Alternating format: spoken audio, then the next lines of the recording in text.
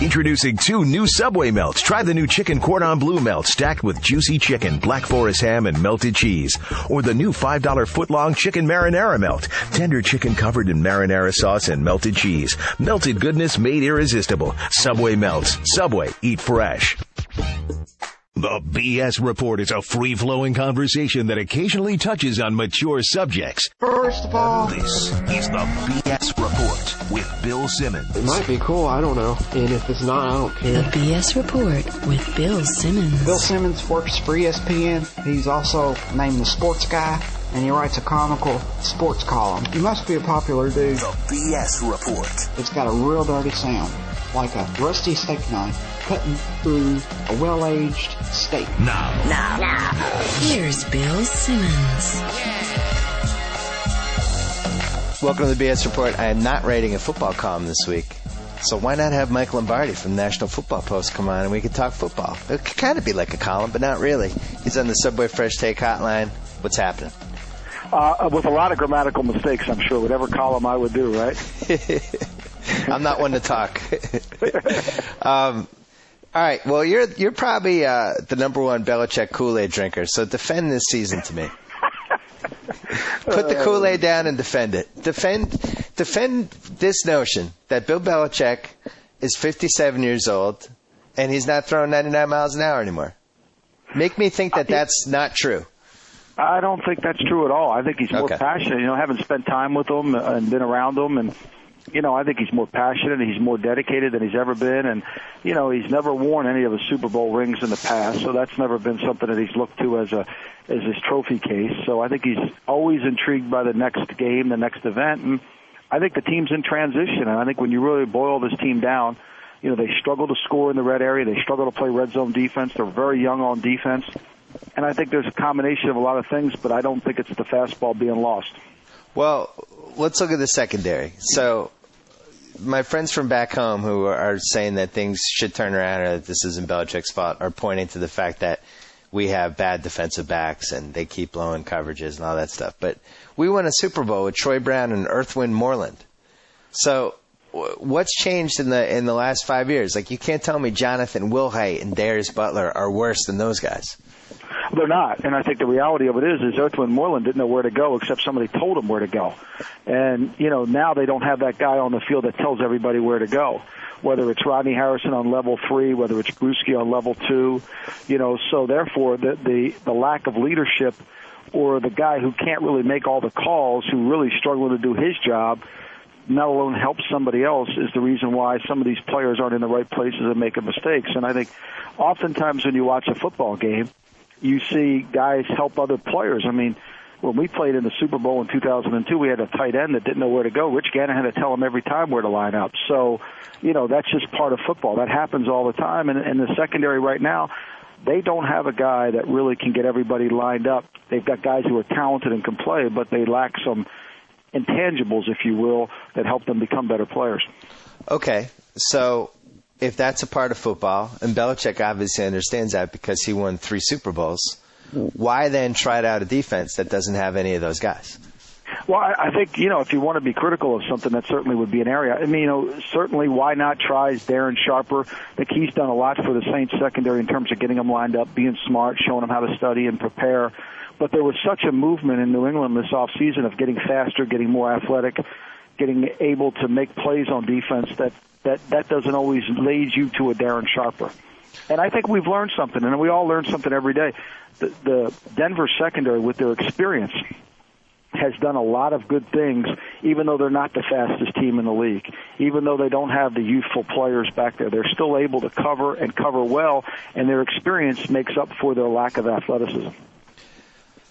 All right, well, this leads me to the next point, because I'm not totally convinced that Belichick has lost his fastball either. I do think that this has not been his best season, and I would hope that he would even admit that. And I think this team has looked disjointed. I think the strategy at the end of the Colts game was an embarrassment. The Saints game, they were down 17-7. The game was over. Like, it was very un-Belichickian this entire season. Even Buffalo in week 1, we should have lost that game. But you brought up that they didn't get any of these guys, and yet we both know that he knows that you need these guys. And then you tie in the Seymour trade. Did he go into this season thinking that this was a transition year? Because I'm starting to feel like he did. And I even wrote this after week 3. I think without a doubt, there is no question that this was a transition year. When he made the decision to get younger and more athletic on defense, you had to expect it was going to be a transition year. You can't maintain excellence. Now, I think where the fly in the ointment lies is the fact that the offense hasn't been able to carry these blurps in the road, if you will, as we go along on the defensive path. And that's been the main problem. The defense they knew they were going to struggle, but they didn't anticipate that the offense was going to be struggling in the red zone. The offense wasn't going to be as consistent to be effective all year long, and I think that's really where the problem lies. So maybe he's thinking going into the season, my offense is going to be good. I'm going to get 30, 35 points a game. The defense isn't going to be great anyway. It's a transition year for us. We're going to work in a lot of these young guys. I can trade Seymour because I'm going to get this great pick. And to be honest, it's not like he's going to turn us into the 85 Bears by being here or not being here. So I'm going to make that trade, and I'm just going to hope this season we outscore everybody, and hopefully this defense will come together. That's the logic? I think that would be the logic, and I think that would be, as I looked at their team, and I evaluated them from afar, I thought that was the way they were going. And certainly when you look at their numbers, they're the second team in the league in offense. But the problem is they haven't been able to finish drives and score in the red zone, and that's really created problems for their defense because instead of having a 7-point lead, they have a 3-point lead, or they turn the ball over in the red area, and that heightens the problems that they were anticipating having on defense. Well, and also, it's hard for me to believe he didn't see this coming before the year, but they don't have a running back that teams have to respect. And I know they signed Fred Taylor hoping he'd be that guy, but really, what were the odds that he was going to be healthy? He's as old as you are. Yep. Actually, that's an insult. You're younger than Fred Taylor. And then we don't have a third receiver. They hoped it was going to be Galloway. Bad signing. The tight end can't catch the ball without falling down. So, right. I think the red zone, and then the other thing that, I don't think people have been talking about enough, but, I'm not Joe Football, but it does seem like teams are basically just leaving the middle of the field wide open and daring Brady to run with it, and he's just not going to do it. And the Saints were the one that came up. Gruden pointed it out. Saints came up with that strategy, and now every team is doing it. And basically, Brady has to make the decision. I got to start running for these open lanes. He's just not doing it. Right. When you play a team that plays a lot of man coverage, now what everybody's doing with them is they're playing a guy on Moss and a guy over top, and they're doubling Welker whether he crosses the field or he goes vertically up the field. And it's called a two-trap. And even though which really what it does for Welker is it brings another tackler. That's what the Saints were able to do. They brought another tackler over when Welker caught the ball. And they almost doubled Falk on every play. And that puts the burden of the offense in Ben Watson's hands or Lawrence Maroney's hands or Sammy Morris's hands. And frankly, those guys haven't been able to come through. Now, you get teams out of playing these kind of coverages, exactly what you said. There's oftentimes you have to run the ball on 3rd and 5. If teams play man-to-man on you on 3rd and 5 with 2 deep safeties, then the quarterback runs 2 or 3 times. They can't play that coverage anymore. And that's what's happened. And they know the same thing happens to Peyton Manning at times. They know he's not going to run with it, so people can clamp down and play the coverage.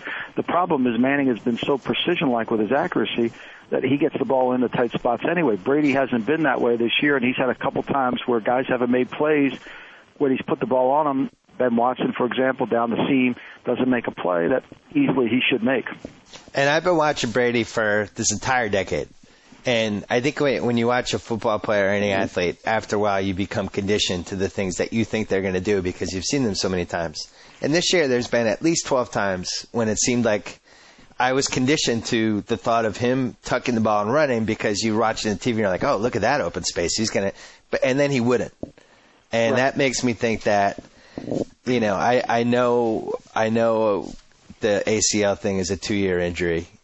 We got to stop pretending that football players can come back from this at 100% in a year because nobody's ever done it.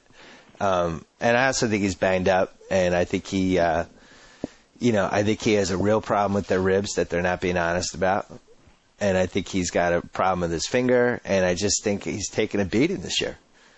And I would add one more thing, and I think this is something that the Patriots have to consider this offseason. I think they've run this offense so often, and people have looked at it and they've defended it in such a way that it may be time to go back to the drawing board this offseason and tweak it. And, the worst thing that happens to you as an organization is when you lose a good coach, Josh McDaniels, you lose him, you would promote the next guy from within, and you think we can keep continuity and keep the same things, when oftentimes you'd be better off if you brought somebody fresh in with a fresh idea, a fresh approach, and kind of change some things and keep people on their toes a little bit.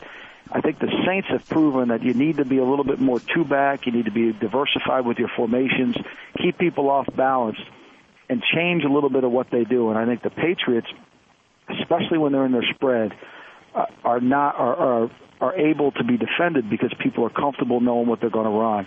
And I think they have to change a little bit this offseason, and I think they got to go back to the drawing boards and come up with different ideas and different approaches, because the league very much catches up to you if you don't change. And you look at the Saints and you look at the Eagles this year, those two teams are labeled West Coast offenses, but they are so far from being a West Coast offense, it's ridiculous. It's a pretty good point. I didn't even think of that. Yeah, you're right. The more years you run the same offense, people are eventually going to come up with some kryptonites for it. Yeah, and that's what's happened. And then the burden falls on some of the players that are really role players that can't play the role. And, you know it in basketball. I mean, guys that play 18 minutes, they look good, but they go to some other team, they play 30, they're not as good. Yeah. And that's what's happened. And the burden falls on Ben Watson, it falls on Maroney, who look like they can be superstars when they're just really specific role players. But then when they have to be the man, they can't. They don't want to take the shot, and they can't make the shot. The biggest thing that haunts this team is the fact that they went through the entire decade without ever getting a decent running back in the draft, which is almost impossible. I find this interesting, and it must be, Bill's approach to running backs, because I found it interesting that Josh McDaniels' first act in his first draft as the head coach of the Denver Broncos was to draft a running back in the first round. Yeah. And, whereas typically, and I know they took Maroney in the first round, but typically the Patriots' mentality for running backs is we'll get somebody off the scrap heap and we'll make them better. And I agree. I think that mentality has really cost them some problems, and I do believe when you spread people out as much as they do, the back is more important than the receivers. All right, this is embarrassing, but I'm going to compare this to video games. The easiest video game offense to run is the single back where you spread the receivers out because there's less people on the line and you can run a little bit more easily. Right. I would assume this translates into real life, but Maroney, it's not like the holes aren't there. He's going down with the first guy that's hitting him, basically. There's a couple times where he'll bowl people over, but for the most part, I watch guys like Ray Rice, and obviously Jones-Drew is the ideal, but these guys who can catch the ball on third down but also run, it's really the biggest advantage you can have in the NFL these days. Wait, these guys that make the defense not know what's going to happen on third down. Even like when you look at the Eagles, like McCoy is somebody that I think could potentially be like that. Like, these guys are out there every year. The Pats just can't find them. Yeah, and sometimes you've got to find a guy. When you evaluate running backs, it's block, catch, and then run. And you have to have a guy who can pass protect if you're going to play him on third down specifically. But when you have the threat of the run on 3rd and 4, 3rd and 5, and teams are trying to play two-man on you, and they're trying to really clamp down on the two outside receivers, all you have to do is break one tackle, and it's a 50-yard gain. And that's what a great back can do for you. And I think if you put Chris Johnson on the Dallas Cowboys instead of Felix Jones, maybe Dallas wouldn't be having the problems they have today. Oh, that's if you put Chris Johnson on New England, they wouldn't clearly have the problems. And I think the back really makes the difference in your program, specifically when you're spreading people out. And we've had a couple chances to get these guys and just haven't gotten them. And I think even this year, I like Noshawn Moreno. I mean, that's somebody they could have traded up for. Maybe you swap picks with the Raiders. They're going to get Hayward Bay at 23 anyway. Yeah. All right. Noshawn is a guy that can run with it. He catches it well. Plus, he breaks tackles. And in the National Football League, look, Chris Johnson breaks more tackles than he gets credit for because that's how he gets long runs. Yeah. All right. Enough about the Patriots. I'm boring the nation who doesn't care about them. So what's today's date? December 14th? 16th. December 16th. All right, we're right in the range of this is when somebody gets a ton of momentum heading toward the playoffs and you start kind of reconsidering all the preconceived notions you had about what might happen in the playoffs. San Diego is obviously the AFC team. Is Philly the NFC team? Yeah, especially, and I read what you wrote this week about Andy Reid actually managing the game correctly and making all the right decisions. So, If he does that, they're going to be tough to beat. They're the only team that I've seen in the NFC that could go into Minnesota and win. They could go to New Orleans and win. They match New Orleans in terms of their speed of their offense and their mentality of their offense, because it's going to take a team to beat New Orleans that's going to want to score every time they have the ball on every possession. It's not going to take a team like Carolina who wants to, get 20 points. Okay, let's go to four corners, or stop scoring, or Miami can't execute in the fourth quarter. It's going to take a team like that, like Philadelphia, that has the mentality. Even if we score 30 in the first half, we need to try another 30 in the second half to win the game.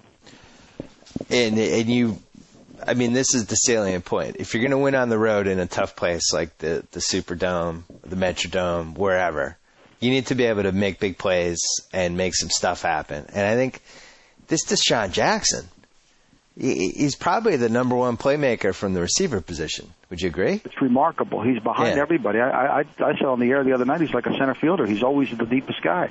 And I don't understand how he gets so wide open. I mean, I don't understand how he goes to the second round. Was it second round? Yeah. Well, he went in the second round because his throwing time doesn't translate to his speed on the field, which is remarkable. But his 40 time. Donovan McNabb doesn't get enough credit for throwing the ball down the field really well. He doesn't get enough credit for being an accurate down the field thrower. And as I said earlier, the Eagles aren't a West Coast offense. They're a down the field throwing team, and so that's the kind of team it's going to take to beat the Saints. Were you surprised that they missed Westbrook this little? No, not really, because Andy Reid, it gives him an opportunity to call more passes. That's all he's looking for. He wants to throw it up the field, and I give him credit. They've adapted to their team, and Westbrook was really not the same back he was in years past. And so now that allowed Leonard Weaver to come in and give him a big-time thumper to help him on those 3rd and 1 calls and 3rd and 2 calls that they struggled with in the past. So I think sometimes this injuries kind of helped clean up other players' roles on your team, and Westbrook being out certainly gave Leonard Weaver a bigger role that will help them as they go forward. I love this. You know why I love this? Why? They're doing it to Philly fans again. They're doing it. They're sucking them in. Sucking them in, making them think this year's different. How can you not be on to the Andy Reid, Donovan McNabb sucking you in theory? I mean, I think that they're now. Everybody says, well, they have holes on their defense, but everybody has holes defensively. Even Minnesota has holes defensively. The National Football League is about you got to outscore people with your passing game. That's how you're going to do it. And all this notion, you're going to hear it on certain channels on pregame shows. You got to run the ball to win the game today. That's just that says nobody's paying attention to the game if you think you can run the ball and win in this league. You know those bad movies where like the white trash husband comes home, he's not drinking anymore, and he moves back in with his wife who lives with her parents, and the parents are like, he's going to hurt you again. He's going to hurt you. And the wife said, no, he's different. He's not drinking anymore. You got a job. And then, like 2 weeks later, he's in some sort of car accident outside a bar. This is the Andy Reid, Donovan McNabb era with the Eagles. They keep roping you back in, and the Philly fans are the wife. And they're saying, oh, no, it's different. It's different. He's not drinking anymore. I think this tale belongs in Minneapolis. This tale, this movie that you're describing. It's the same movie. Favre Childress. Oh, no, it's different. I think it's playing in Minneapolis. You think it's playing in both cities. I don't disagree. I think it's a double feature. For sure. I think it's a double feature. And you know what else? I think it's also running in San Diego. With Phil Rivers, North Turner. Phil Rivers hasn't lost a game in December in his career. Can you imagine this? I know. I actually like Phil Rivers. Ended in Indianapolis and won the game. I mean, and they played New England with Philip Rivers on a torn ACL. So I mean, you got to cut him a little slack. No, I do. I like Phil Rivers. I was just lashing out. I do think that North Turner could be the Doc Rivers of the NFL, where somebody who just had a pattern of incompetence and got enough reps, coached for enough years, was surrounded by enough talent that eventually the good things about his ability began to surface, and they found ways to cover up the things that he's not as good at, and now he's a good coach. Yeah, and I think the fact that he's one of the best play callers in the league. Yes, maybe second to Sean Payton, and the fact that the quarterback, who really is the guy who's running this team, it's not LT's team anymore. It believes in him, and so when you have that kind of faith in your coach, In Washington, he didn't have that. In Oakland with us, he didn't have that. He had no quarterback that really believed in him. And Phillip Rivers believes in Norv, and that makes the team believe in him. And, if he was in Dallas, I think the same things would have happened had they hired him for Tony Romo as opposed to Wade, because Tony Romo would have believed in Norv, and then that would have helped the team. I think there's two ways to get to motivate your team. If the quarterback's the leader of the team, that's the greatest way to go forward. But if he's not, it's very difficult. Then the head coach has got to take a lot of the burden on himself to get the team. Sean Payton, actually, when I watch Drew Brees, I'm not sure it's not Sean Payton playing quarterback at times, because they just seem like one person. And, back to video games, I judge all of the offenses that I watch by, you recognize plays that you ran once upon a time, or there's just a level of imagination that you only see with a couple teams. And for me this year, those teams are the Saints and the Chargers. Like, for instance, the Chargers run this play every freaking game. It's the same play, and the team, it always works, and the defense always fools them. They pretend they're running, not totally a sweep, but what's the off tackle, the pseudo sweep, whatever that's called? Yeah. What's that called? The stretch play away? Yeah, the stretch play away. So they feed that to the right. The whole defense shifts to the right side, and then they send that tight end on the right side. He comes over to the left side. He sneaks over, and the whole field is wide open. And it works every freaking game. The tight end. Yeah, and every game it works. And they always run it. Now they're starting to run it in their own territory, but it was always an alert whenever they cross midfield to alert the tight end throwback.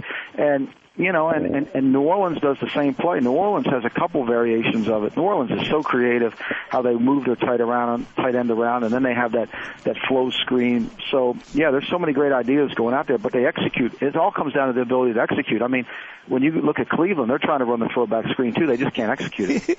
They're throwing it off the guy's face.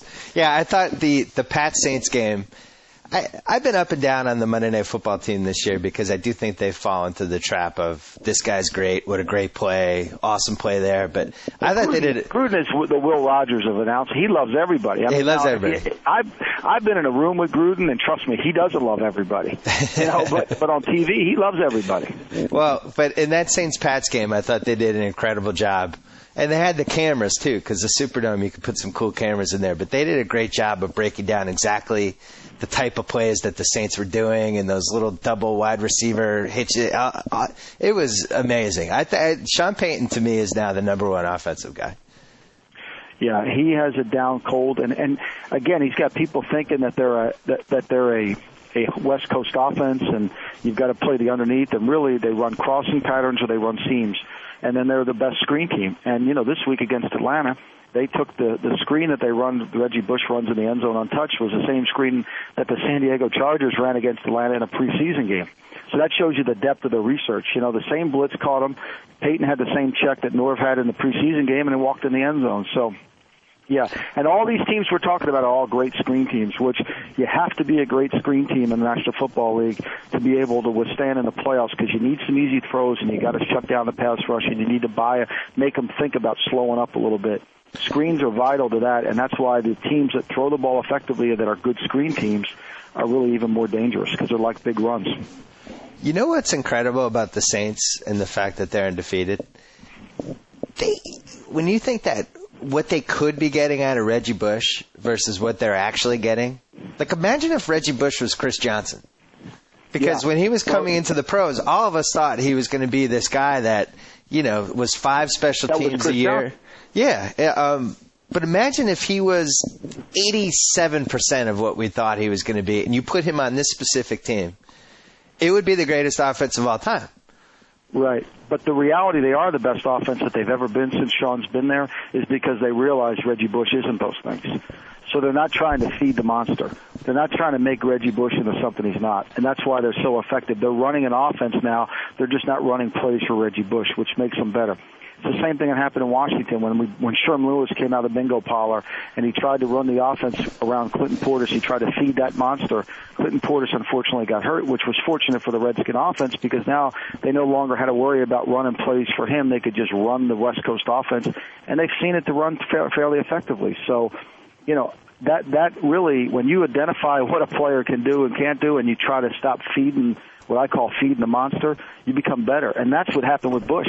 And I said this to Sean Payton. You know, you're a better team now because you realize Bush isn't your main guy. San Diego can go into Indianapolis and beat them. Yeah, they can. I think that's the only team in the AFC that can go in there and win, personally. Yeah, and I will say this. Denver, Indianapolis on defense is much faster than people give them credit for. They're particularly fast, especially in the red area where, and I try to compare this to the Syracuse zone when they had Carmelo Anthony and Hakeem Warwick. They had those long-arm players playing that 2-3 zone, and they were long and quick. And so it really was like a 3-3 zone because of the length of the players and the quickness. That really the only way you're going to score on the Colts is to be proficient in the red area, which I think the Chargers can be. And two, I think you have to have a great plan. And I would practice, actually, 12 guys on the field if I was playing the Colts because that's how quick they are on defense. Wow, I like the 12 guys on the field strategy. So nobody else can go in Indianapolis and beat them if they're healthy, in your opinion? I don't see it. I mean, Cincinnati to me is a paper tiger. They might rally for a game or two, but they're not going to beat anybody of substance. They can't throw the ball well enough. I mean, all this Cedric Benson talk about him running the ball, which I think Cedric's been much better than I ever thought he possibly could be, but running games bore me to death, and they don't win in the playoffs. Just ask the Atlanta Falcons from last year. And New England, I think, certainly has the kind of toughness of a team. I just don't think they're talented enough to go into Indy and beat them again. Although, you know, hey, we're sitting here killing them, but they had they had the big lead at the half, and they turned the ball over. I know. It was the best game of the year, and it lasted 3 quarters. Yeah. So, I to me, it's San Diego. It's going to take somebody that can handle the speed of the defense in the red area. NFC, who can? I'm not saying it will happen, but who can go into the Superdome and beat that team? I think Green Bay could do it. Green Bay can score and they can throw it. Now, Green Bay obviously can't protect their passer, but the way Green Bay's playing on defense, again, another injury. You know, Aaron Campen's a really good player in a 4-3 defense. He's not a good player in a 34, but that injury helped Green Bay in this sense. It defined who they were. And they could put Brad Jones in at linebacker, and they could quit trying to work around Aaron Campen, and they could just play their defense. It really helped them. You know what it was like? You know what it was like? It was like when they broke the goalie's arm in victory, and Sly Stallone moved in. I don't think they beat the Nazis otherwise. I don't know. I hadn't made a sports movie reference all podcast. Yeah, there you go. And so I think that's really the reality. I think you know the Packers have the kind of team that can do that. I think the Eagles can go down there. It's going to take teams that can score and have a scoring mentality. That's the key. It's the scoring mentality. And the Eagles, they just keep trying to score, and ultimately, that's what to beat the Saints. You know, there's no lead safe. NFC odds right now. The Saints are minus 140. In other words, you have to bet $140 on them to win 100. The Vikings are plus 175. Now, the Cardinals plus 600. The Eagles plus 700. The Packers plus 1,500. And Dallas plus 2,000. So basically Packers 15-1 to win the NFC. You're saying that's not a terrible bet? I don't think it's a bad bet. I haven't thought the Packers were a bad bet all year. I mean, I know they struggled defensively early in the season, but I haven't thought so. It's going to be a tough challenge to go into Minnesota and win and go down to New Orleans and win for a team. And clearly, Green Bay wasn't able to win in Minnesota once. But I think a team that plays the Saints, the team that beats the Saints, is going to have to know how to play the Saints. Because you're not going to play the Saints like New England did and not get used to their speed. They're too fast for you to really understand how to play them. San Diego is 3-1 to win the AFC. Colts are minus 150. Bengals are plus 450. That's got to be the worst bet on the board. Please don't do that, anyone who's listening. Pats are plus 700. And the Titans are plus 7,000. It seems a little high. If they can get in, they could be dangerous. The problem is they just dug too deep of a hole. They're a dangerous team. But somebody's got to be the sixth wild card. I mean, the second wild card. It's going to be Baltimore because of the schedule. Baltimore's got such a favorable schedule that they can walk in. I don't trust Flacco. I don't either. But after the Green Bay game, they came home on that team playing early in the morning and said, you know what, Flacco's not good enough for us to carry. We need to get back to who we are. Plus, they have the Bears this week. They play Oakland in the last game. You don't think the Raiders will have all their bags packed? Oh, my God. I don't even know. Are you quarterbacking them this week? Who's the quarterback this week? Uncle Charlie Fry. Is that really who it is? That's who's going to be Uncle Charlie Fry. Well, Cable Charlie Fry. Uncle Charlie's going to take him in. Cable has to win 2 of the 3 to get there. So he's, the Jamarcus experiment's not going to start until next year again. Experiment. Is that what we're calling it now? Baltimore, to follow up your point, Baltimore goes home Chicago, at Pittsburgh, at Oakland. I'm sorry, but if you're telling me that Baltimore can't blow that Oakland game, I don't believe you. And they can also easily blow that Pittsburgh game. I'm not penciling them in for anything. Pittsburgh right now can't, right now they've got too much dissension going on with their team. The guys have checked out, and, Hines Ward's playing with injured. Hines Ward was slow before the hamstring, and he tried to play with the hamstring. It's the best thing he could ever do to help the Browns win the game. He ran about 5.5 on the tape. Where is Mike Tomlin during all this? I think Mike Tomlin is trying to figure it all out. I think poor Mike has kind of got caught in this whirlwind of the disease of me. It's those guys, everybody wants credit now. And it's going to take an off season to clean this mess up. Well, Miami's 7-6, so is Jacksonville, so is Baltimore, so are the Jets. Pittsburgh 6-7, Houston 6-7. If we let Tennessee Jacksonville 6-7. in, they're one and done too. Listen, I think we all need to band together and prevent that from happening somehow. If that means we have to pay for the opposing fans to go to that half-empty stadium and root for the other team, then let's all do it. Because if you're telling me that on round 1 I have to sit through a Cincinnati-Jacksonville game, I can't accept that.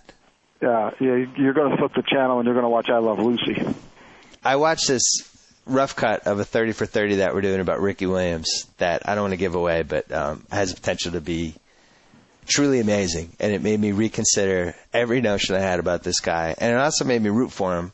And it made me realize that, are we making enough of this story that this guy was out and now is probably one of the best 10 running backs in the league again? This guy was out of the league and done.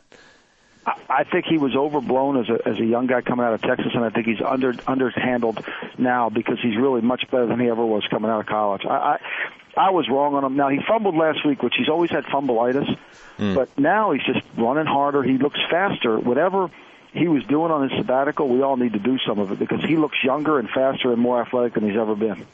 Well, there's no way we can air this documentary, unfortunately, before the season ends because it's just not ready yet. But I was just blown away by, first of all, how many, he's had like 5 drug suspensions, which you forget. It's like, oh yeah, he's been suspended for drugs. But you forget it was like 5 times. You forget the part where he played for the Toronto Argonauts. He missed 2 full seasons. He was up there doing that. Mike Lombardi, thanks for being on the BS Report. So you're the best. Thanks, buddy. I appreciate it. I'm going to keep talking as Joe Meade calls JackO because we're calling JackO for his take on on all the baseball stuff. I did want to mention that Mike Lombardi, you can read on nationalfootballpost.com.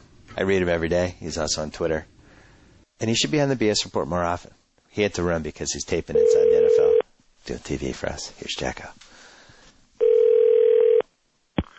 Complex Litigation, this is John. Oh, Johnny! Oh, and excited Bill Simmons. What's up, Willie? You don't want this! Did you get your Lackey jersey yet, or are you saving up for the Cameron one? I'm all about Mike Cameron. Anytime you could pay $8 million a year for a 36-year-old outfielder who strikes out 150 times, you got to do it. You got to do it. Absolutely. We need to improve our defense in left field because, left field at Fenway, you need a guy with a lot of range. Yeah, really. It's a great signing. I'm so fired up. Well, he was a steroid guy, so it's someone for Big Papi to talk about protein shakes with, so that's good. I didn't like a single thing about that signing.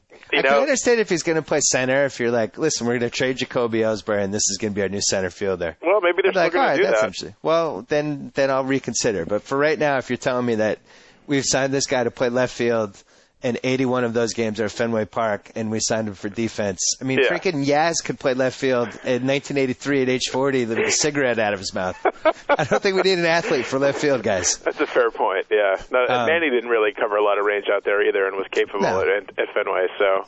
You and I could learn how to play the wall. You turn around, you see where it's going to ricochet, and then you throw the ball to second base. Just it's wait not for rocket the bounce. Science. Right, exactly. I was not crazy about that signing. Well, I'll be honest with you. I mean, he was rumored to go to the Yankees last year, That was a big rumor that Cashman had a crush on Mike Cameron for some reason, and then he was rumored as a possible replacement for Damon this year. And both last year and this year, I recoiled from the prospect of Mike Cameron. I was like, "Ooh, Mike Cameron, not a huge fan." So I can't really say that scared me too much when he signed with the Red Sox. I know what they're doing. They're doing, they're going to build everything around pitching and defense. Right, exactly. Which is fine. And I'm sure we'll win 95 games again. Mm-hmm. Am I going to be excited to watch these games? I'm not sure. Probably, yeah, really. Pitching and defense in the American League is, you'll be biting your fingernails occasionally. A lot of 2-1 games. I don't know if they have enough offense right now. We don't. We don't have nearly enough offense. You didn't have enough offense last year. No. And now you don't have Jason Bay, who had 36 and 119, huge percentage of that offense. Big Poppy's a year older. I don't know what's up with Mike Lowell, if he's going to be there or not be there. But I think you've downgraded the offense here, and you're counting on pitching and defense. And I don't know if that's going to work in the American League. We downgraded an offense that I already didn't like. It was already lacking, exactly. Lacking, yes. I wasn't even trying that, but lacking, yes. I just picture myself talking myself into this team, and then like about a weekend, they'll be going to a break with the Red Sox coming up, and Don Orsillo saying, "Coming up, Cameron, Scooter Road, Ellsbury." And I'm going to be like, oh, my God. Yeah, the team still has no personality either, like no juice, no exciting guy. They really miss Manny for the antics and the offense. They're really a letdown. It's whatever. I guess we're going the pitch and defense pitch count route, and I'm sure statistically there's a lot of solid arguments for this. But unfortunately, I have to watch this team for 160 games. Just give me one guy I'm excited about. Just anybody. Like even, John Lackey. It's like, yeah, you're not telling your grandkids that John Lackey's coming into town? No, that was a great signing, for considering that they basically paid him A.J. Burnett money. And he's better than A.J. Burnett, right? Yeah. Exactly. I mean, he's not like, I don't know, John Lackey doesn't put the fear of God into me. I was talking to a buddy of mine at work who's a Yankees fan, and I said, when the Yankees, I think I mentioned this on a podcast, when the Yankees played the Angels in the ALCS last year, I'm like, John Lackey, he's not like he was their number one guy, but I'm not like, oh my God, John Lackey, what are we going to do? That doesn't really bother me. And the Sox had a good rotation last year, and they have a good rotation this year. I mean, they've got probably the best rotation in baseball. But if he's your third starter, oh yeah, that's really good. Oh, definitely. He's going to win a lot of games going up against some other team's number 3, definitely. Yeah. And he's better. I mean, he's better than A.J. Burnett for the same money, basically. So that's a good deal for them. He is injury prone though, but so is A.J. Burnett. So I've talked myself into it, and I don't know if it's because I'm a homer or not, but the one thing that does worry me is that I do know a few Angels fans out here. Mm-hmm. And all of them were like, "Good luck, you overpaid," and not like Angels fans aren't like Yankee fans where they're just trying to start stuff. Right. Ultimately, they're just not wired that way. And all of them were excited that the Angels didn't overpay for this guy, which makes me nervous.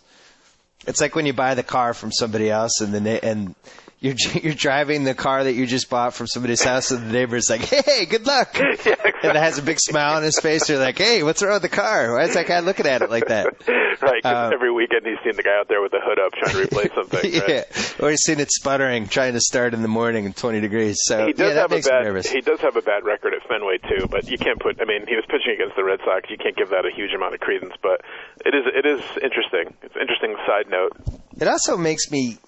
I'm intrigued that after years and years of Theo preaching this whole, if we're going to spend big money on guys, we want to get guys that are entering that 28, 29 age range and entering their prime. We don't want to fall into the habit of paying guys after their prime, and then we spend $85 million on a guy who turns 32 next year. Yeah, I mean, when he's 37, the 5th year of that contract, they'll be doing what they're doing with Lowell. They'll trade him to somebody and pay 75% of his contract. Do you think Theo knows that you can have a season where you're not paying $50 million worth of dead contracts? I heard something the other day if the Lowell thing goes through and they pay $9 million of his contract and they're still paying Lugo, that the Red Sox are the only team that's paying for 2 left sides of the infield, theirs and someone else's.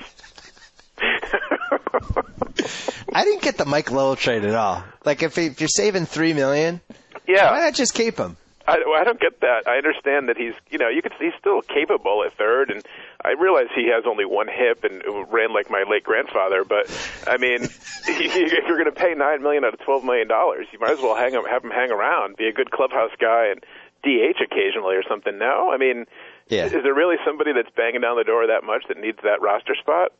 Adrian Beltre? You're saving $3 million so that you can then overpay other players. Like, that's the part I don't get. I didn't understand that. And to get this Max Ramirez or whatever, who apparently is like an awful catcher, and that's his position. So it's like, he's not like the second coming of Johnny Bench or something. I don't understand the need to make that trade. Yeah, if you're going to spend $160 million, it's the equivalent of like, Kimmel bought this Hollywood Hills house. It's really nice. And if we try to get the football game, it's like, I didn't pay for the package. I didn't want to get it. Like, if you're going to buy the house, you got to go all out. Right, you might as well upgrade, yeah. You can't say, like, I got to skimp on this $3 million on Mike Lowell, who was a great clubhouse guy for them. It was the 2007 World Series MVP, and why should I have to watch him on another team if it saves you $3 million? You're going to go buy a Porsche, but don't get a stereo put in. I don't need the stereo in it, I'm also not convinced that he's done. Yeah, he put up good offensive numbers last year. He had 75 RBIs. He had like 20 home runs, didn't he? The baseball stat nerds, you threw out an RBI stat. You're not allowed to do that anymore. I'm sorry.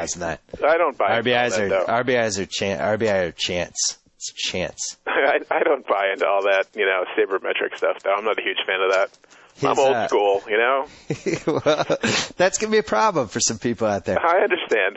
I want some old overweight scout, just like half an alcoholic with tobacco stains on his shirt, gnawing on a cigar. That's who I want picking players for me. I don't want some guy with a laptop, an MBA. Give me a break. You should root for the Mets, because I think that's how Omar Minaya does it. Look how well that's worked out. I want to look up Lowell's stats last year, because I really don't think they were that good. Here we go. 25 home runs, right? No, it was 17. Oh, I don't know where I got 25 from. 337 on base and 474 slugging, 811 OPS. Fielding, not the same kind of range, but still a nice glove. Or not any range. I was going to say, not any range. Only 445 at bats, so 17 homers. I mean, it wasn't a colossal fall off the cliff by any means. No, I don't think it was terrible. He's not somebody you pay to play for another team. At the end of the year, people were clamoring for him, or when Big Papi was in his slump, people were clamoring, after they got Adrian Gonzalez, people were clamoring to sit down Big Papi and put in Lowell as the DH. They still wanted him in there. I remember reading that in the Boston Globe. Yeah, I mean, you could make a much better case that maybe the guy you'd want to pay off is Big Papi, because he's a DH. Yeah, but I don't think you can ship him anywhere. Probably not. He's clogging up the DH hole, and there's where's he going to play? At least Lowell, you could run out at third base if you were, moving guys around. He at least can play the infield. I don't like the concept of paying anybody to play for somebody else. Like the Julio Lugo thing bothered me last year. And they did it previously with Renteria. They're the kings of doing that. Yeah. I mean, the Yankees get killed for an enormous payroll, and justifiably, but, I mean, the Red Sox have a huge payroll, and then they pay a lot of other players just to stay away. Yeah. Well, they have some financial means as well. Let's not kid ourselves. I'm not going to give a final report card yet, because if they go out, they have a couple moves left. If they go make a trade for Adrian Gonzalez, this is likely since Jed Hoyer was their assistant GM. He's probably still on the Red Sox payroll, and Selig will facilitate Adrian Gonzalez going to the Red Sox for 25 cents on the dollar. I mean, then that's huge for them. Yeah. I mean, I'll believe it when I see it when he does it in the American League, but that would be huge for them. And that makes no sense for San Diego. The guy makes, comparatively about $20 a year. He's wildly popular out there. You're going to trade him for, Clay Buchholz and Ellsbury? I'm not sure anything makes sense in baseball anymore, because somehow the Mariners got Cliff Lee. I know. I examined that trade from every angle, and I know, because I'm in that stupid AL Keeper League, I know who all the good prospects are, and I don't know how they got Cliff Lee. It makes no sense. I've read every column about it. I've looked at it from 40 angles, and this is an absolute farce that this guy ended up on the Mariners for basically not a lot. I mean, there's been a switch in powers in the AL West. The Angels have done nothing except signing an over-the-hill Hideki Matsui. But they let their number one starter go, and they let Sean Figgins go. And the Mariners now are going to run out Felix Hernandez and Cliff Lee. That's a pretty good one, too. Yeah. That's a really good one, too. And the Rangers are going to have Justin Smoke this year. And, I don't know if Josh Hamilton was so bad last year. I don't know whether that was an aberration or that was the 4 months in 2008 just one of the biggest sports flukes ever or what have you. But you assume he's going to be better this year, too. I think it would be a bounce-back year. He was wasn't he hurt last year? He had a couple injuries. He was banged up. Yeah. I do think I agree there's going to be a change in the guard. Let's talk about the Yanks. All right. Curtis Granderson. Anytime you can get a leadoff hitter who has a .310 on base percentage, you got to do it. A guy that hits 249 and strikes out 141 times a year? Yeah. I know. When I first heard about it, I'm like, I didn't understand the fascination with Curtis Granderson, but then the more I read about it, I kind of talked myself into it. Now, I've only talked myself into it if they re-sign Johnny Damon. If they don't re-sign Johnny Damon, I think it's disastrous, and I don't understand the fascination with Granderson. I mean, I shouldn't say that. To an extent, I do, because he hit 30 home runs last year, and he's left-handed, and he only hit 10 at Comerica, so he hit a lot on the road, and the short porch in right field of Yankee Stadium, you figure is going to be very good for him. Now, he's another guy that's going to, a better range guy, but really, is he that much of an upgrade over Melky Cabrera in center field? I mean, really? Numbers-wise, Melky had a higher average. I realize that Granderson hit 30 home runs, but he doesn't steal that many bases either. And defensively last year, he had a couple of big, odd defensive plays where he dropped the ball. Now, maybe I was thinking, well, maybe you just chalk it up to lack of interest in Detroit, but Detroit was good last year. They went to a one-game playoff. They, almost won the Central. So if he was disinterested there, now he's suddenly going to be interested for the Yankees. But then I read about him, and he's apparently the best clubhouse guy ever. He's in the top 5 all time. Yeah, Gammons, I think, it just turns into a puddle if his name's brought up. I know. I'm wondering, what is he doing? Magic tricks in the clubhouse or something, or balloon animals for players' kids? People were just raving about him, how great he was as a guy. And he's younger. They did get younger, which is good. And he has some upside, as they would say in the NBA draft. So I kind of talked myself into it after a while, but I'm a little concerned about the Yankees' direction in terms of. I realized Matsui was over the hill, and I was never a huge Matsui fan, so I thank you for Game 6, Hideki, and good luck on the West Coast, but I really want Johnny Damon to come back as a left fielder / DH. You'll get him. It'll happen. I don't know. I keep reading all these quotes about how they're far apart, and I don't want him to get his nose out of the joint, although I don't know where. I think he would, all things being equal, would like to come back to New York. What's going to happen when Granderson and Swisher are in the same clubhouse? I feel like we can heal cancer between those two. We should just put different vaccines in there, and they can figure it out. This radiating glow of the two of them just talking in the clubhouse, people just come out beaming. Can the Yankees play some exhibition games in Africa and see if they can heal malaria? Right, it's true. The two best clubhouse guys ever. I'm not sure what they're capable of. I'm ashamed to admit this, but I like the Granderson trade for two of the reasons that you already mentioned: the home away homer stats. I just think that ballpark that he was in is.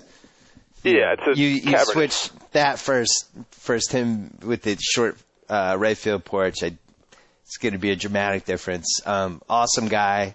The one thing I would worry about is that he really sucked down the stretch. Yeah.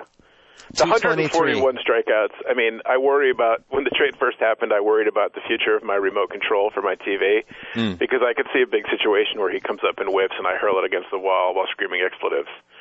So I don't like guys that strike out. That drives me nuts. Just make contact, put the ball in play, do something with it, but strikeouts kill me.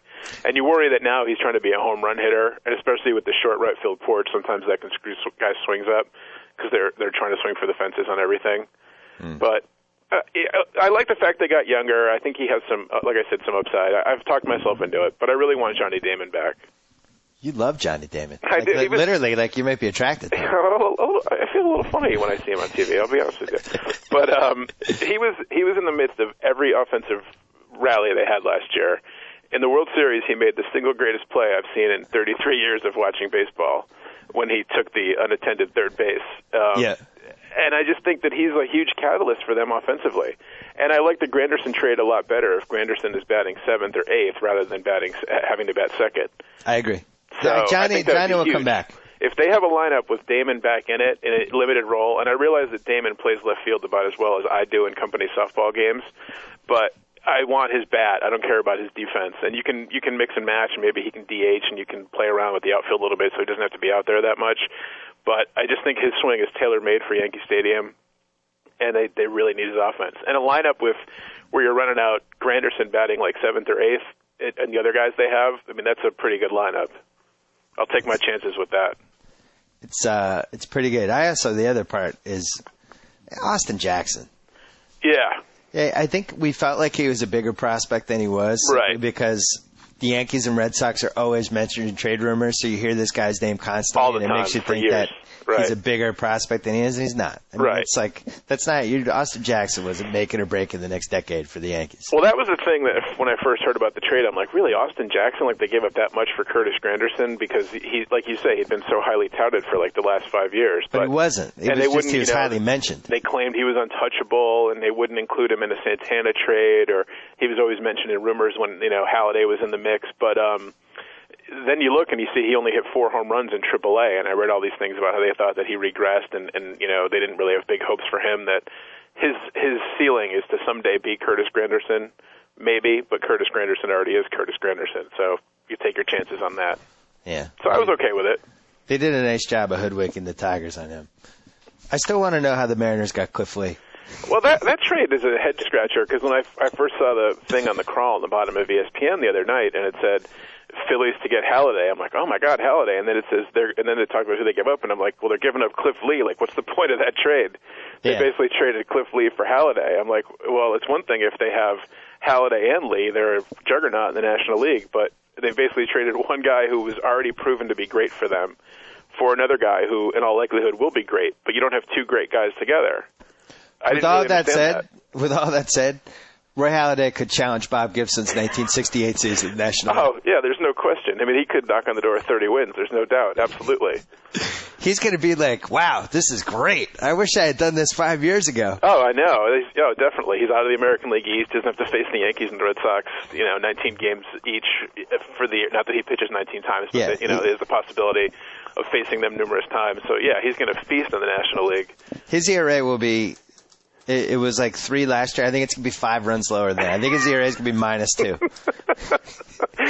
First time ever. He's going to be fantastic. There's no question. And he signed for pretty low money for what he could have done on the open market. And that's, I guess, why the Phillies did it, because Cliff Lee wanted Sabathia money. The Phillies were like, good luck. Good luck, Cliff. Good luck in future. You must have had a baseball 3 years ago. Exactly. He lost 25 games or whatever. So, yeah, good luck to you, Cliff. I'm looking up Austin Jackson's stats on Baseball Cube. Yes. I know he had 4 home runs in AAA. I remember reading that at the time of the trade. Yeah, last year he was at Scranton, AAA. Scranton, yes. 300 average, 354 on base, 405 slugging, 24 steals, 4 caught, 4 homers, 123 strikeouts. Sounds like a winner, Detroit. Good luck. Yeah, 123 strikeouts in AAA. That's a little hefty. And he's going to be 23 next season. So it sounds young. like best case scenario, a slower Jacoby Ellsbury. Good luck. Hope that works out for you. Enjoy. Why were they so anxious to get rid of Curtis Granderson and Edward Jackson? That's the other thing I don't get. Well, I figured it was a money thing, but Granderson really doesn't make huge money. But I think it's Detroit. It's like the most depressed city in America. I liked Edwin Jackson. So it was probably a money thing. Although the guy that owns them, doesn't he own Domino's Pizza? He must still be doing all right, doesn't he? Isn't he? Mike Ilitch? Yeah. I think he still owns them, right? Edwin Jackson was on my AL keeper team that I think Hench and I are abandoning this winter. The thing I'm worried about is Jim Leland. When they traded Edwin Jackson and Curtis Granderson, he might go up to like 3 cartons a day. Yeah, he just eats cigarettes now. He doesn't even smoke them. They might have to put a couple nicotine patches on him, and he's still going to smoke a carton of cigarettes. Quickly, because we got to go in like 5 minutes. Sure. The Jersey Shore. How has it altered your life? I'm not sure I can sum up all of my emotions in 5 minutes. It's so good. Oh my God, it's so good. It's indescribable how good it is. It's a phenomenon. It's caught on in it. It's an American phenomenon. I was watching Jimmy Kimmel's show last night, and he worked in the Jersey Shore. 3 of the cast members, they did like a Christmas thing. Who did? The 3 of the Jersey Shore cast members, they did the story of Jesus. They were dressed up.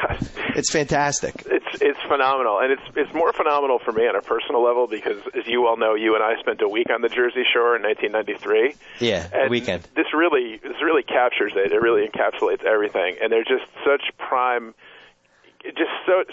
example of the Jersey Shore, and everything they do and say is like quotable. I mean, it's just fantastic. They're you always talk about the unintentional comedy and self-awareness. I mean, they have no self-awareness whatsoever because they think everything they do is just completely cool. And everything they do is done unironically. Like, they really believe, like, this is, like, the way to be. Yeah. When the guy was packing up to leave for the Jersey Shore and he literally collected 25 bottles of hair gel for a 1-month trip to the Jersey Shore, I mean, how fantastic was that? You can't make it up. No. You couldn't write that in a script. Well, did you watch the Jersey Show after show? I didn't. I actually have been DVRing the Jersey Shore, and I didn't realize there was a Jersey Shore after show until last week when I was fast forwarding through the commercials, and I said, "Wait a second, what's that?" And they were showing previews of the after the show or whatever. Yeah. And I was so bummed out that I had missed it. I literally wanted to question my existence.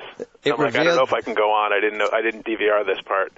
It revealed that Angelina, the one who left, in the situation, had a little romantic history well before the show. Oh, really? That was the real reason she left. There was a pre-existing situation? It was a situation. That's the situation. Oh, that's interesting. I really think, I can only judge this from conversations I've had with my friends and emails and everything, but I don't think anyone is getting enough of the situation.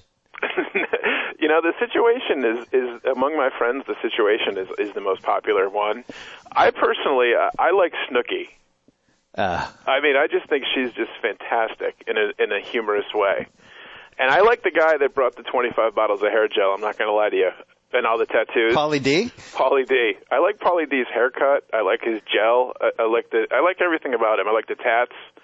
Yeah, he's really the king. The situation gets all the hype, and I can see why, because he's the situation. I completely get it, but it's really, it's hard to choose, I think. I think you've overthought this whole thing, and you're failing to recognize the greatness of the situation. This is the Tiger Woods pre-sex scandal, Michael Jordan, Muhammad Ali of reality TV. Yeah, I mean, his performance has been great, and especially how he affects this, I'm this great, like, Don Juan lover, and I don't care anymore, and then the minute that Sammy Sweetheart went with the other guy, he turned into, like, every nerdy, jealous guy that's, like, always around and, like, always trying to, like, and he's like, I don't care, it's all right. And obviously he's, like, brokenhearted on the inside and wants to cry. But even then it was a situation. But he was still the situation. If I was running ESPN right now, first of all, he would be immediately thrown into all of our TV coverage as a sideline reporter. As long as he was dressed the way he dresses. And he would be our NBA guy and shirtless. Well, obviously. No, he has to wear a shirt so he could have the ability to pull his shirt up to show the situation. I'm here with Doc Rivers. Doc, what do you think of my abs? Have you seen the situation? Doc, why haven't I had sex this week? What are your thoughts? I just can't get enough of him. The look on his face, everything about him. I watched 2 TMZ clips with him. I haven't enjoyed this. I haven't enjoyed a random television character, I don't think, ever. You know what else has been? What's been eye-opening for me about the Jersey Shore is just how dog-eat-dog and high-pressure the world of beachfront T-shirt sales is. Oh, my God. The guy kind of overreacted last week and really, like, works these kids to death. Like, you're selling T-shirts that say, like, I love the situation, and short shorts. I mean, the guy's really, like, he's like Donald Trump running that thing down there. Gordon Gekko, take it easy. Obviously, it's a lucrative business. Clearly. God, I mean, I think I may invest in some beachfront T-shirt stores for next summer. You know who's happy about the situation? Who's that? Tiger Woods. I think it's knocked him. It's knocked him a little bit out of the public consciousness. Not that he's not embedded in it, but at least we have the situation to also talk about. Yeah, something else to bring up at holiday parties. Because I'll be, you wrote your 40,000-word essay on Tiger Woods last week, and you talked about how that would be the subject at every holiday party, which is correct. But you know what the other subject at every holiday party that I've been to is? The Jersey Shore. Yes. So it's perfect. It's good. It's good for the situation to take some heat off Tiger. That's good. You're right. They said the ratings doubled from the first showing to the second one, and MTV is weird because they show it 1 million times. But the actual first showing on last Wednesday night was double the rating of the previous week. Well, now there's controversy, so it's going to draw a lot of eyeballs to it because of people that are upset about the stereotype nature of it, and because when the girl gets punched in the face on this week's episode, although they're cutting that out now. But yeah, there's a lot of controversy, so it's going to be huge. I saw online today on the internet that they were like 4 of them were at some Spike TV Awards or something last night, like on stage with Mike Tyson. They've already entered the Tyson zone. They've been in Hollywood for a while, and they're banging out appearances left and right. I'd at least like the Jersey Shore after show to be 3 hours. I think that's fair. And really I think they should have, like CNN during the presidential election, there should be 12 people in 3 rows analyzing everything we just saw. It really should be analyzed like the Zapruder film after every episode. There's so many angles where it could be broken down from and just replayed. And what were you thinking here? Or, well, not that you were thinking, but what happened here, you know? What would you have been thinking here if your brain worked? Exactly. Last thing, Johnny, I read this book called JFK the Unspeakable. Assassination book, best one I've read. I'm not convinced it was the CIA. I'm 100% in. CIA and Oswald. But either working separately or together, but... I liked your theory last week in the aforementioned Tiger Woods article where it was Oswald and someone else at the same time, and they were unaware of each other's presence. That was my old theory, but now I've gone back to... I'm talking myself into the 2 Oswalds. I think it was Oswald by himself. You should read Gerald Posner's book, Case Closed. It's very definitive about it was just Oswald. Except for the part where it was an exit wound in the back of JFK's head. I think that's a good thesis. It's not true. It's just the way, it was the trajectory of the bullet. It was tumbling. It was Oswald by himself. Please. Right, I know we don't want it to be, the president gets shot. You don't want it to be this loser, outcast loner, but unfortunately that's what it was. A loser, outcast loner who had serious, extensive CIA ties? I don't think so. They wouldn't have CIA ties with a guy that went to Russia. He wasn't that swift. All right, we'll talk about this further. We'll continue this next time. Enjoy the holidays. Happy Hanukkah. Merry Christmas.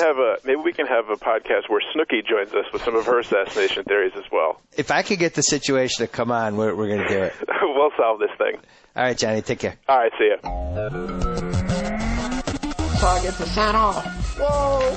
Thank you for downloading the BS Report with Bill Simmons. Too much fun. Check out more podcasts at the iTunes Music Store or at Pod Center at ESPNRadio.com. Peace out.